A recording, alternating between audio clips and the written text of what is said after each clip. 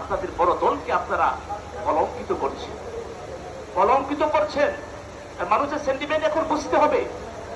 আগে মানুষ মসজিদে 2-4 নামাজ পড়তে আসতো, এখন দেখা যায় শত শত মানুষ মসজিদে নামাজ পড়তে আসে। যারা নামাজ পড়তে আসে এরা ইমানের পাওয়ারে আসে, এরা ইমান, দলের কারণে ইমান তারা বিকে দিবে না, দলের কারণে ইমান থেকে তারা দৌড়িয়ে পালাবে না। যেন কথা ভাবনা যখন বলবেন যারা নেতৃত্ব আছেন চিন্তা ভাবনা করে বলতে হবে। এই গতকালকে এই চেয়ারম্যানের কারণে আমার মনে হয় বিএনপির অনেক ভোট কমে গিয়েছে, অনেক দুর্নাম হয়েছে।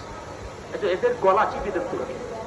তোরা কি বলিস বাংলার জমিনে বসে মুসলমানদের ব্যাপারে, কোরআনের ব্যাপারে? সেজন্য ভাইয়েরা আমার, ওরা মনে করে যে না এরা ভালো আছে, না এরা ভালো না, এরা ভালো না,